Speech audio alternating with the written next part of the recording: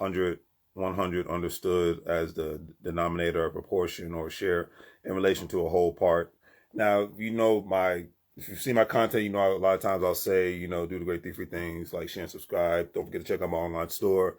Make money moves, or you're going to live like a fool. If you're a stock market investor, crypto investor, individual retirement account investor, don't forget to check out WEBULL / acornscrypto.com. All those great platforms.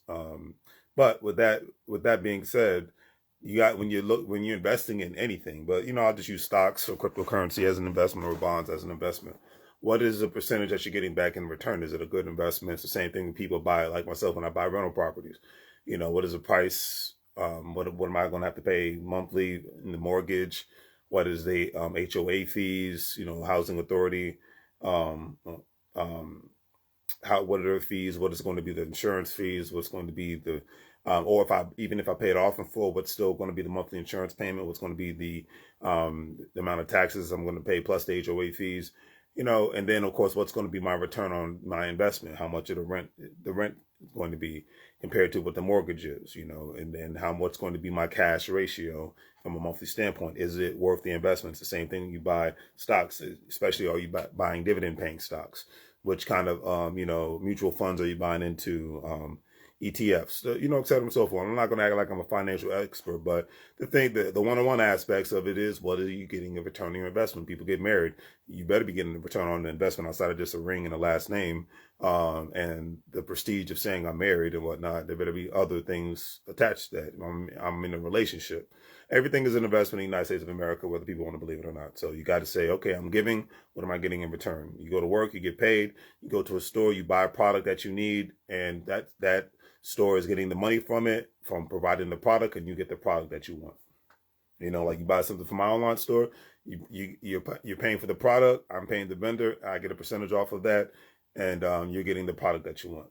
That's the name of the game. That's how it goes. All right. So look at the percentages and go from there. Today's quote of the day is by Vin Diesel. He said, "If you are the type of person who has to if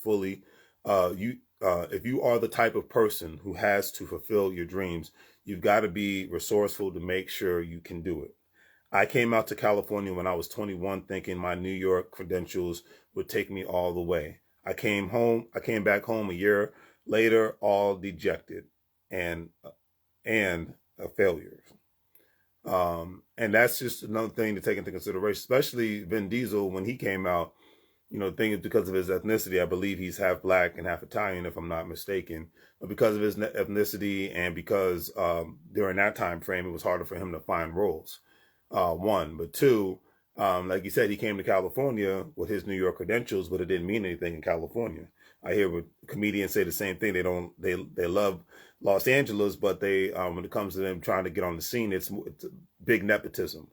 Unlike in New York, there's nepotism in a way, but there's a fraction of it it's a small fraction compared to the nepotism in the comedy scene that happens in Los Angeles, from what I've heard from the actual comedians themselves. I'm just using that as an example as far as the industry, because I'm not a comedian.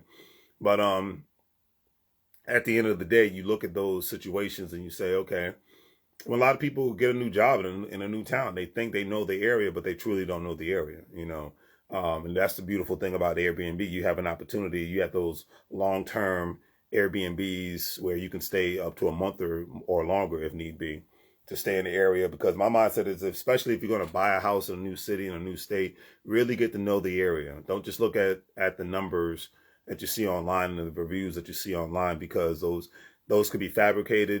People can make up a fake account all day, every day. And then two, everybody's comfort level is different. So that's why, I always say, if you're going to move someplace, check out the Airbnbs, stay in different parts of the town, see exactly where your job's going to be. Or if you're, going to be working from home 100%, that's irrelevant. But really, truly look at the community, because just like people that have been in bad relationships, looks can be deceiving.